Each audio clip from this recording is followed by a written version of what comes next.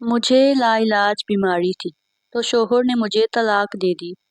تب میں نے نوکر کی منت کی کہ میرا علاج کروا دو تو میں تم سے شادی کر لوں گی اور اپنی ساری جائیداد تمہارے نام کر دوں گی۔ نوکر مجھے جس ڈاکٹر کو بھی دکھاتا تو وہ کہتے کہ اس بیماری کا کوئی علاج نہیں۔ یوں وہ مجھے ایک حکیم کے پاس لے کر گیا اور حکیم کے کان میں نوکر نے پتہ نہیں ایسا کیا کہا کہ وہ مجھے دیکھتے ہی بولا علاج تو ہو جائے گا مگر آج مجھے 20 بوڑھوں کا۔ میرا شوہر عثمان میرے روبرو کھڑا رو رہا تھا، اس کا ایک ایک آنسو مجھ پر قیامت کی طرح ٹوٹ رہا تھا۔ وہ کہنے لگا زمل تمہیں کیا ہو گیا ہے؟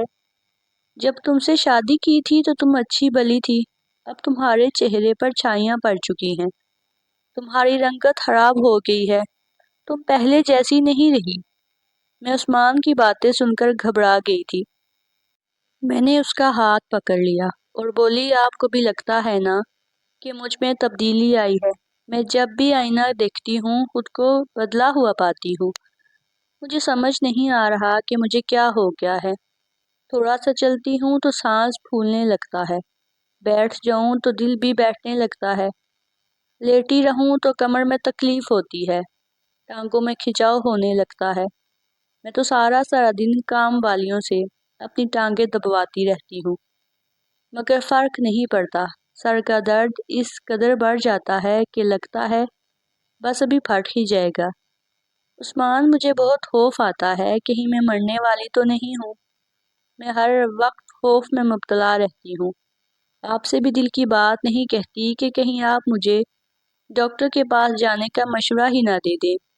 مجھے ڈاکٹر کے پاس نہیں جانا، نہ جانے وہ کس مرض کی تشویش کر دے۔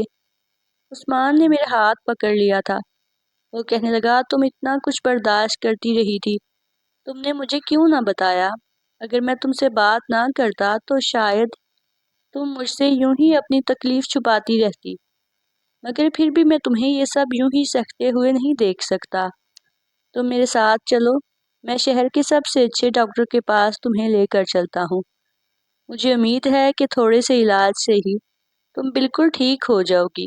میں نے نفی میں سر ہلا دیا اور بولی نہیں نہیں، مجھے بہت ڈر لگ رہا ہے۔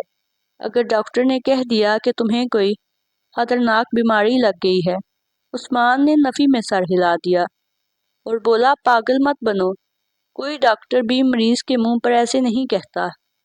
چلو تم میرے ساتھ، آج آفس میں مصروفیات بھی کم ہیں۔ عثمان مجھے زبردستی ہی تیار کر کے اپنے ساتھ لے گیا تھا۔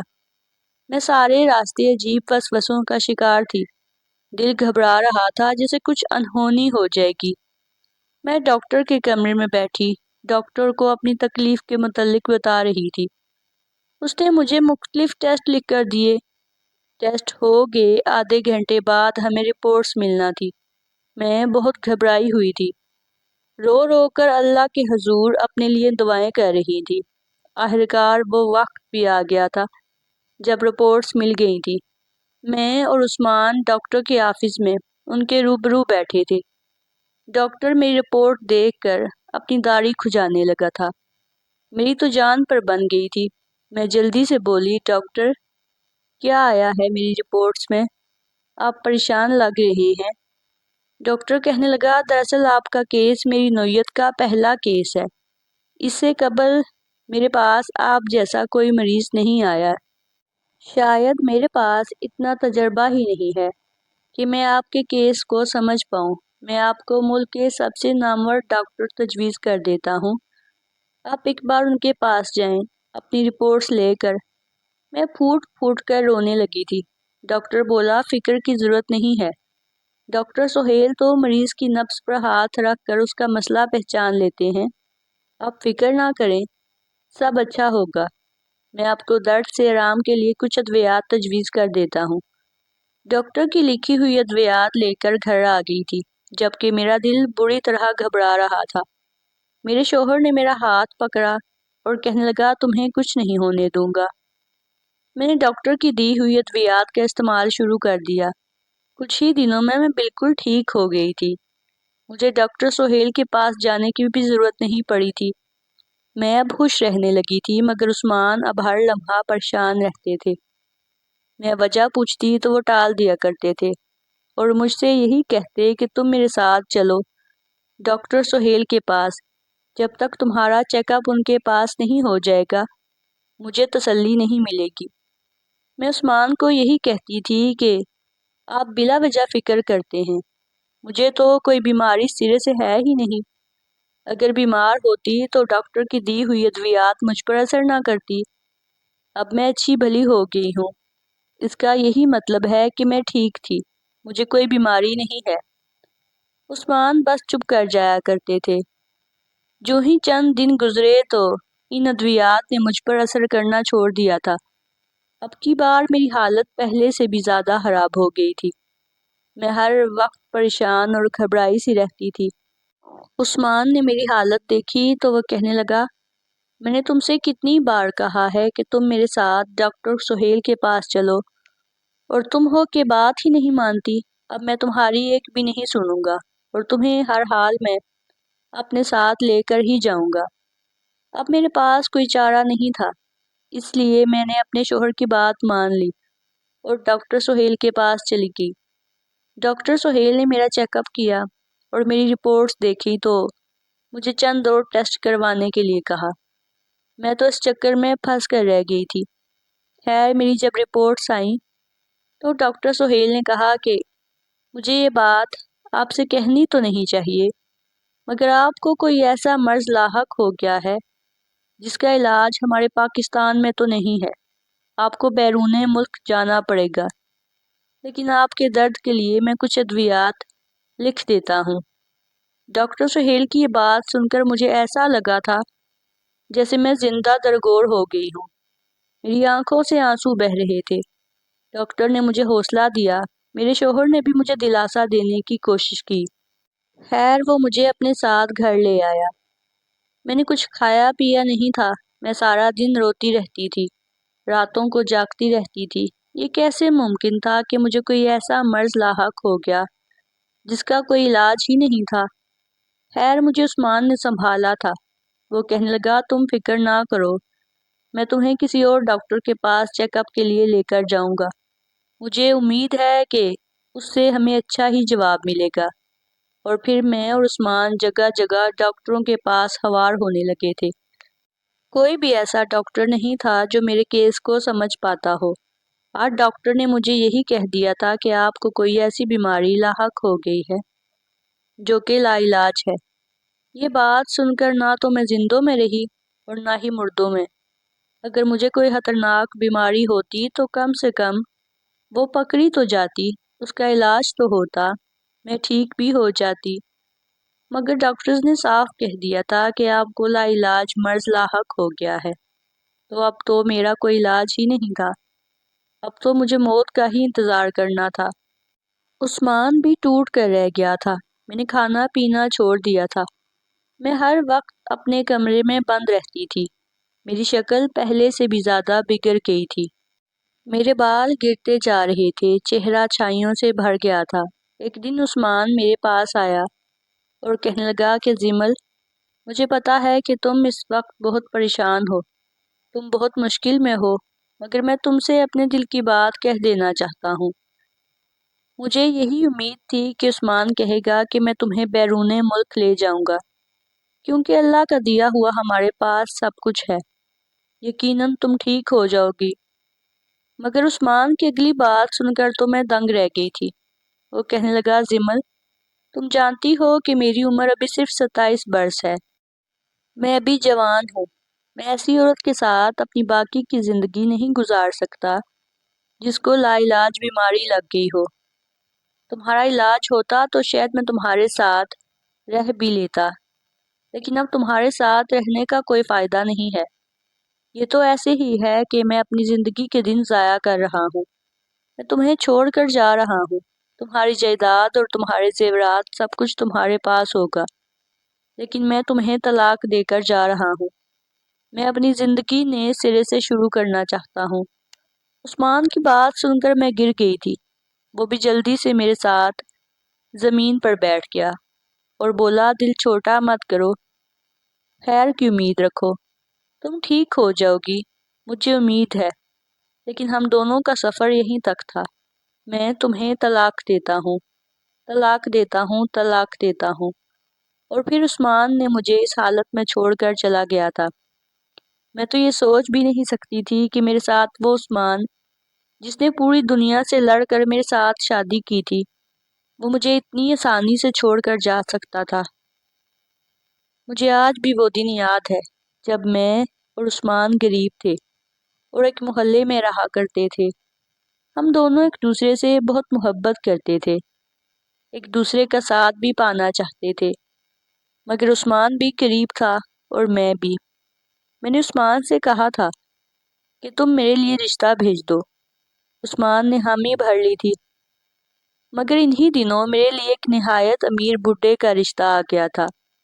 میرے والدین تو بہت خوش ہو گئے تھے، وہ تو یہی کہتے تھے کہ اب ہماری قسمت بدل جائے گی اور ہمارے نصیب کھل جائیں گے، مگر میں تو اندر ہی اندر دکھی ہوتی جا رہی تھی، کیونکہ میں تو عثمان سے محبت کرتی تھی اور اپنی زندگی اسی کے ساتھ گزارنا چاہتی تھی۔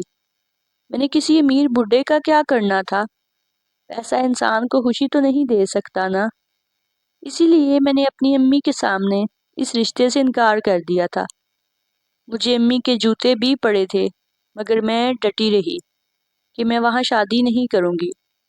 میں نے عثمان کو بھی پیغام بھجوا دیا تھا کہ میرے لیے رشتہ آیا ہے، مگر میں وہاں شادی نہیں کرنا چاہتی۔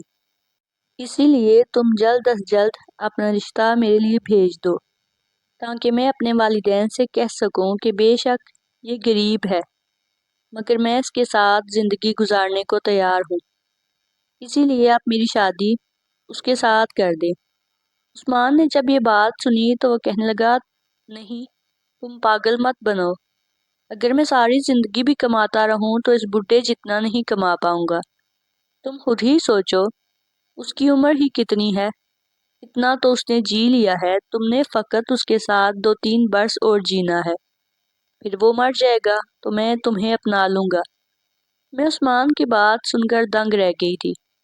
میں نے فوراً انکار کر دیا تھا، مجھے پیسے کی لالچ نہیں ہے، پہلے بھی غربت میں گزارا کیا تھا، اب بھی کر لوں گی۔ عثمان، مجھے اس دنیا میں فقط تمہارا ساتھ چاہیے۔ عثمان کہنے لگا، غریب کی محبت بھی زیادہ دیر تک قائم نہیں رہ پاتی۔ ہم دونوں خوشی خوشی شادی تو کر لیں گے، مگر پھر کچھ ہی دنوں میں ہمارے گھر میں لڑائیاں جھگڑے ہونے لگیں گے۔ جب کھانا ہی پورا نہیں پڑے گا تو خوشی کہاں سے رہے گی؟ اس لیے تمہیں میری قسم ہے کہ اس رشتے سے انکار مت کرو۔ میں تم سے وعدہ کرتا ہوں کہ جیسے ہی تمہارا بوڑھا شوہر مر جائے گا، میں تمہیں اپنا لوں گا اور پھر ہم دونوں اس کی چھوڑی ہوئی جائیداد پر عیش کریں گے۔ میں یہ بات ماننے پر رضامند نہیں تھی، کیونکہ میں تو عثمان کے بغیر کسی دوسرے مرد کی جانب آنکھ اٹھا کر دیکھنے کی بھی روادار نہیں تھی، مگر کیا کرتی، والدین نے مجھے بہت پریشرائز کیا تھا، اور پھر عثمان بھی تو اب ہاتھ دھو کر میرے پیچھے پڑ گیا تھا کہ تم اس بڈھے سے شادی کر لو، ہم راتوں رات امیر ہو جائیں گے۔ آخرکار میں تھک گئی تھی، اسی لیے میں نے ہار مان لی اور اس بڈھے سے شادی کر لی تھی۔ عثمان بہت خوش تھا، وہ کہنے لگا کہ اب ہماری 5 انگلیاں گھی میں اور سر کڑاہی میں ہوگا، تمہارا شوہر زیادہ دیر تک جی نہیں پائے گا۔ مگر مجھے ایسا کیوں لگتا تھا کہ میرا پہلا شوہر جلدی نہیں مرے گا، مجھے عثمان کا ساتھ کبھی بھی نہیں ملے گا۔ عثمان نے مجھ سے کہا تھا کہ تمہارا یہ شوہر 3 سال سے زیادہ عرصہ زندہ نہیں رہ پائے گا، مگر مجھے اس کی کسی بات پر یقین نہیں تھا۔ میری شادی کو 4 ماہ ہوئے تھے۔ ایک شب میں اور حمید پرسکون سوئے تھے، مگر جب میں صبح اٹھی تو حمید نہیں اٹھا تھا۔ میں نے اسے اٹھانے کی کوشش کی تو معلوم ہوا کہ وہ انتقال کر چکا ہے۔ میں نے تو سوچا تھا کہ شاید میری ساری زندگی اسی گھر میں گزر جائے گی، مگر وہ تو فقط 4 ماہ میں انتقال کر گیا تھا۔ موت ایک بہت ہی دہشت ناک چیز ہے۔ مجھے اپنے شوہر حمید کی موت کا افسوس ہوا تھا، حالانکہ مجھے تو خوش ہونا چاہیے تھا۔ میں تو یہی چاہتی تھی کہ وہ مر جائے اور میری جان چھوٹ جائے، مگر جب وہ مرا تو میں اداس ہو گئی تھی۔ 4 ماہ میں نے عدت میں گزارے تھے، اس دوران میں نے عثمان سے کوئی تعلق نہیں رکھا تھا۔ 4 ماہ کے بعد پھر میں اپنے والدین کے گھر گئی تو وہیں پر عثمان بھی آ گیا تھا۔ اس نے کہا کہ تمہیں وہ وعدہ یاد ہے جو شادی سے پہلے میں نے تمہارے ساتھ کیا تھا؟ میں نے اس بات میں سر ہلا دیا اور بولی ہاں مجھے تو یاد ہے، لیکن مجھے یہ شک ہے کہ تم بھول گئے ہو، کیونکہ تم ایک بیوہ کے ساتھ کیوں شادی کرنے لگے؟ تو عثمان کہنے لگا میں اتنا بے غیرت نہیں ہوں کہ اپنا کیا ہوا وعدہ بھول جاؤں، میں آج بھی تم سے شادی کرنے پر رضامند ہوں، تم بس اپنے والدین کو رضامند کرو، میں اپنے امی ابو کو تمہارا ہاتھ مانگنے کے لیے بھیج دوں گا۔ یہ بات سن کر تو میں 7ویں آسمان پر پہنچ گئی تھی۔ میں نے زندگی سے صرف اور صرف عثمان کا ساتھ ہی تو مانگا تھا، اور اب وہ مجھے مل رہا تھا تو میں تو 7ویں آسمان پر تھی۔ میں نے اپنے والدین سے صاف کہہ دیا تھا کہ اگر عثمان کا رشتہ آیا تو اسے قبول کر لیجئے گا، انکار کرنے کی کوئی ضرورت نہیں ہے۔ تب میری امی کہنے لگی کہ پہلے تم نے ہماری خوشی کے لیے سر جھکا دیا تھا، اب ہم تمہاری بات مانیں گے اور تم جہاں کہو گی تمہاری شادی کر دیں گے۔ میں یہ بات سن کر بہت خوش ہو گئی تھی۔ اب میں بس یہی سوچتی رہتی تھی کہ اب آخر عثمان اپنے والدین کو رشتے کے لیے کیوں نہیں بھیج رہا؟ مگر جب مجھے یہ بات پتہ چلی کہ اس کے والدین نہیں چاہتے کہ ان کا بیٹا ایک بیوہ عورت سے شادی کرے، تو میرے تو دل کے سارے ارمان ہی مر کر رہ گئے تھے۔ مجھے ایسا لگتا تھا جیسے میں اجڑ گئی ہوں۔ عثمان نے مجھ سے کہا تھا کہ تم پریشان نہ ہونا، ہمت نہ ہارنا، میں اپنے گھر والوں کو منا لوں گا، مگر میں نے اپنے دل سے یہ خوشگمانی ہی نکال دی تھی کہ مجھے یہی لگتا تھا کہ اب میں اور عثمان کبھی بھی ایک نہیں ہو پائیں گے۔ اس طرح دن گزرتے رہے اور پھر 1 ماہ بعد عثمان اپنے والدین کو لے کر ہمارے گھر آ گیا تھا۔ میں تو حیران رہ گئی تھی، میرے تو پاؤں ہی زمین پر نہیں ٹکتے تھے۔ خوشی سے میں بار بار کود رہی تھی۔ میرے والدین نے عثمان کا رشتہ فوراً ہی قبول کر لیا تھا۔ خیر پھر میں نے بعد میں عثمان سے پوچھا کہ تمہارے والدین اس شادی پر کیسے راضی ہوئے؟ عثمان مسکرا کر کہنے لگا کہ کیسے ناراضی ہوتے، میں نے بھی خودکشی کی دھمکی دی تھی کہ میں زہر کھا کر مر جاؤں گا اگر آپ نے میری شادی زمل کے ساتھ نہ کی۔ میرے والدین کو ہتھیار ڈالنے ہی پڑے تھے۔ خیر جو بھی تھا، میں خوش تھی کہ اس بار میری زندگی خوشیوں سے بھر گئی ہے اور عثمان میری زندگی میں شامل ہو گیا ہے۔ ہم دونوں نے سادگی سے نکاح کیا تھا اور پھر میں عثمان کو لے کر اپنے پہلے شوہر کی حویلی میں آ گئی تھی۔ ساری جائیداد میرے نام پر منتقل ہو چکی تھی۔ عثمان نے آفس کے معاملات دیکھنا شروع کر دیے تھے۔ میں نے عثمان سے کہہ دیا تھا کہ یہ ساری جائیداد میرے نام پر ہے، لیکن جتنا بھی منافع تم کماؤ گے وہ سارے کے حقدار تم ہوگے۔ یہ بات سن کر عثمان بڑا محنتی ہو گیا تھا۔ ہم دونوں نے ایک دوسرے کے ساتھ بے حد خوش تھے۔ زندگی پھولوں کی سیج معلوم ہوتی تھی۔ عثمان اٹھتے بیٹھتے میری تعریف کیا کرتا تھا اور یہی کہتا تھا کہ تم بہت قسمت والی ہو، تمہارے نصیب سے ہی اللہ نے میرا دل پھیر دیا ہے، اگر تم میرے لیے قربانی نہ دیتی تو ہم دونوں اسی پرانے گھر میں رہ رہے ہوتے۔ عثمان نے اتنا منافع کمایا تھا کہ اس نے اپنا الگ سے بزنس شروع کر دیا تھا۔ وہ میری پراپرٹی کو بھی وقت دیتا تھا اور اپنی پراپرٹی کو بھی بڑھاتا جا رہا تھا۔ ہم دونوں خوش تھے، لیکن پھر شاید ہماری خوشیوں کو کسی کی نظر لگ گئی تھی۔ میں ہر وقت تھکی سی رہتی تھی، عثمان کو بھی وقت نہیں دے پاتی تھی۔ وہ مجھ سے شکوہ کرتا مگر میں اسے آگے سے کوئی تسلی بخش جواب نہ دے پاتی۔ میں اس سے اپنی بیماری چھپاتی رہتی تھی۔ میں نہیں چاہتی تھی کہ عثمان یہ گمان کرے کہ میں تو بیمار ہوں اور اس کے ساتھ رہنے کے قابل نہیں ہوں، لیکن عثمان نے میری بیماری پکڑ لی تھی اور وہ مجھے ڈاکٹر کے پاس لے گیا، اور پھر ڈاکٹر نے مجھے بہت بھیانک خبر سنائی تھی۔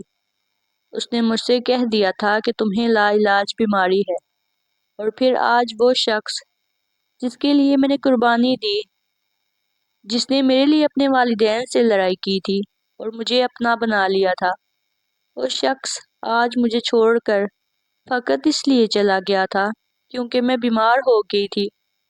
اب میں بڑی دنیا میں تنہا رہ گئی تھی، کیونکہ میرے والدین تو پہلے ہی انتقال کر چکے تھے۔ میرے سر پر اب کسی کا بھی سایہ نہیں تھا۔ مجھے عثمان سے امید تھی کہ وہ میرے ساتھ رہے گا ہمیشہ، مگر آج تو وہ بھی چھوڑ کر چلا گیا تھا۔ بدقسمتی سے ہماری کوئی اولاد بھی نہیں ہوئی تھی جو میرا سہارا بنتی۔ اب میں بہت گھبرائی ہوئی تھی۔ کوئی صورت نظر نہیں آتی تھی کہ مجھے کیا کرنا چاہیے۔ ہر وقت میرے جسم میں درد ہوتا رہتا تھا۔ میں راتوں کو اٹھ اٹھ کر روتی رہتی تھی۔ جی چاہتا تھا کہ بس اب موت آ کر مجھے گلے سے لگا لے۔ اسی لیے دوائی کھانی بھی چھوڑ دی تھی، مگر اب حالت اتنی بری ہونے لگی تھی کہ درد سے میں اکثر بے ہوش ہو جایا کرتی تھی۔ میری ملازمہ میری حالت دیکھتی تو بولتی، باجی نہ جانے آپ نے کب تک زندہ رہنا ہے، ابھی سے خود کو مت مارے۔ میں دیکھتی ہوں کہ آپ موت سے زیادہ اذیت برداشت کرتی ہیں۔ عثمان صاحب آپ کو چھوڑ کر چلے گئے ہیں تو اس چیز کا بدلہ خود سے مت لیں، جو ہونا تھا وہ ہو گیا ہے۔ اب آپ اپنا خیال کریں، آگے کی سوچیں۔ میں نے سر ہلا دیا تھا اور بولی، ڈرائیور سے کہو کہ گاڑی نکالے، میں ڈاکٹر کے پاس جانا چاہتی ہوں۔ ملازمہ میری بات سن کر خوش ہو گئی تھی، جلدی سے ڈرائیور کے پاس چلی گئی۔ میں گاڑی میں بیٹھی تو ڈرائیور کہنے لگا، مالکن آپ پہلے سے بہت کمزور ہو گئی ہیں۔ میں جانتا ہوں کہ آپ اتنی بے رونق تو کبھی بھی نہیں تھی۔ یہ ڈرائیور میرے پہلے شوہر کا ملازم تھا اور تب سے اسی گھر میں رہ رہا تھا۔ یہ لڑکا کافی اچھا اور سمجھدار تھا، اس کی طرف سے مجھے کبھی کوئی شکایت نہیں ملی تھی۔ میں بولی، ہاں بس طبیعت ذرا خراب رہتی ہے۔ وہ کہنے لگا، مالکن آپ اپنا ڈاکٹر بدل کر دیکھیں۔ اس کے لہجے سے صاف ظاہر ہو رہا تھا جیسے وہ میرے لیے متفکر ہو۔ میں بولی، مجھے لا علاج مرض لاحق ہو گیا ہے، کسی ڈاکٹر کے پاس اس کا علاج نہیں ہے، اب تو موت ہی آئے گی۔ اسی لیے تو مجھے میرا شوہر بھی طلاق دے گیا ہے۔ میرے ڈرائیور نے جب یہ بات سنی تو وہ بہت پریشان ہو گیا تھا۔ کہنے لگا، اب کیا ہوگا؟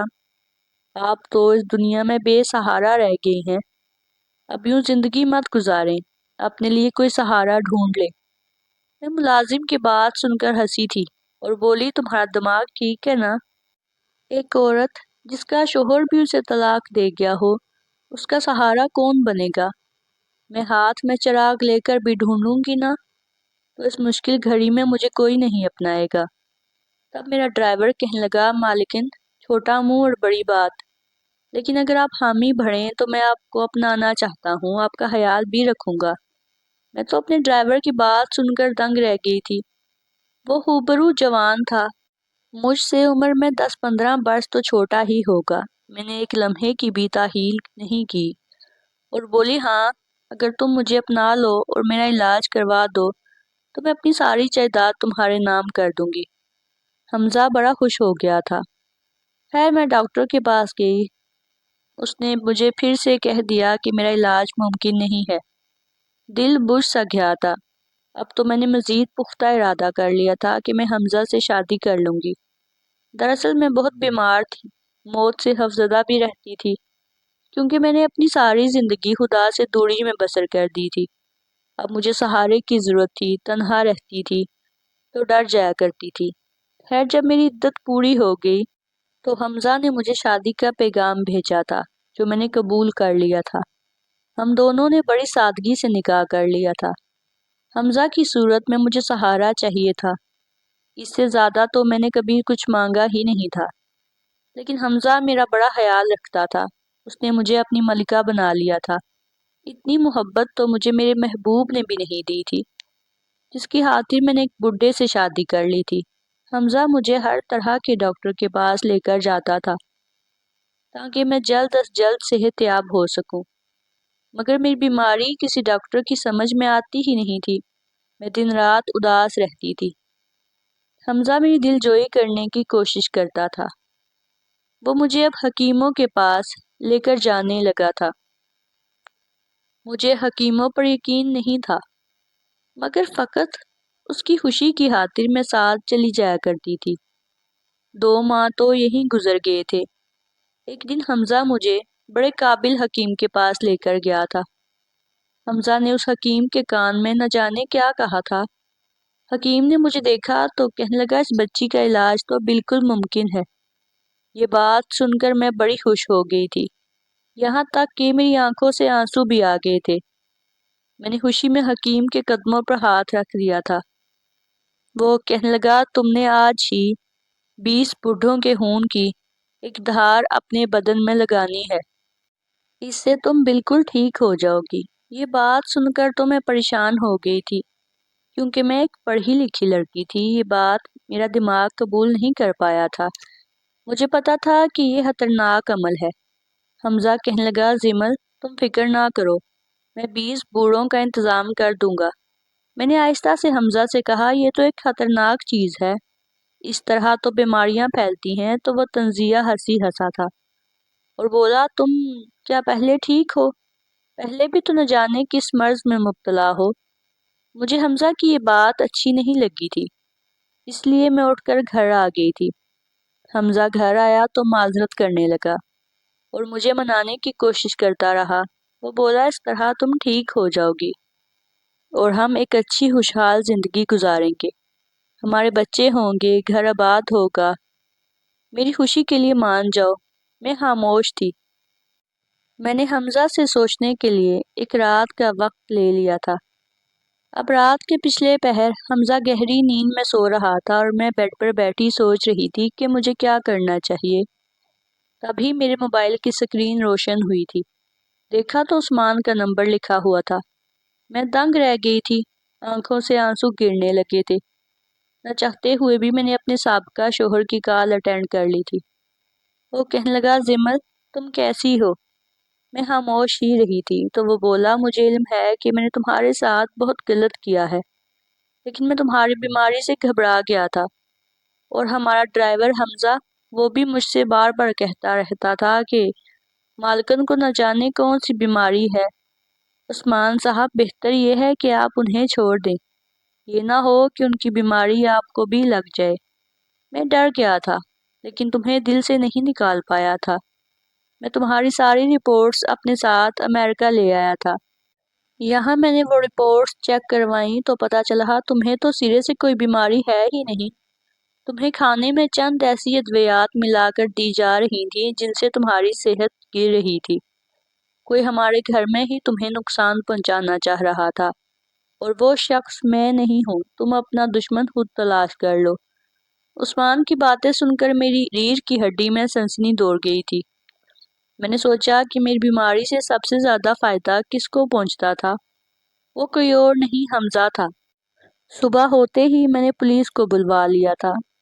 پولیس نے حمزہ کو گرفتار کر لیا اور پھر اپنے طریقے سے جب اس سے تفتیش کی گئی تو اس نے ساری کہانی بتا دی۔ اس سب کے پیچھے سچ مچ حمزہ ہی تھا۔ اس نے بتایا کہ اول روز سے ہی اس کی نظر میری جائیداد کے اوپر تھی۔ وہ چاہتا تھا کہ سب کچھ اسے حاصل ہو جائے، اسی لیے اس نے کھانا پکانے والی ملازمہ کو ساتھ ملا لیا تھا، اور پھر بڑی چالاکی سے میرے شوہر کو بھی مجھ سے بدظن کر دیا تھا۔ مجھ سے شادی بھی کر لی اور 20 بوڑھوں کا خون بھی مجھے اس لیے لگوانا چاہتا تھا تاکہ ان کی بیماریاں مجھ میں منتقل ہو جائیں اور میں مر جاؤں۔ ملازمہ کو بھی پولیس نے اپنی حراست میں لے لیا تھا۔ اب میں بہتر ہونے لگی تھی۔ عثمان نے مجھ سے رجوع کیا تھا۔ وہ چاہتا تھا کہ میں اسے دوبارہ شادی کر لوں، کیونکہ ڈرائیور کے ساتھ میرا حلالہ ہو چکا تھا، مگر میں نے شادی کرنے سے انکار کر دیا، کیونکہ جو مرد میرے مشکل وقت میں مجھے چھوڑ کر چلا گیا ہو وہ کبھی میرا تھا ہی نہیں۔ اب میں تنہا زندگی گزار رہی ہوں اور بہت خوش بھی ہوں۔ ناظرین، اگر آپ کو ہماری کہانی پسند آئی ہے تو ویڈیو کو لائک کیجیے گا اور اپنے دوستوں کے ساتھ شیئر بھی کیجیے گا، اور ہاں، اگر ابھی تک آپ نے ہمارا چینل سبسکرائب نہیں کیا تو سبسکرائب کریں۔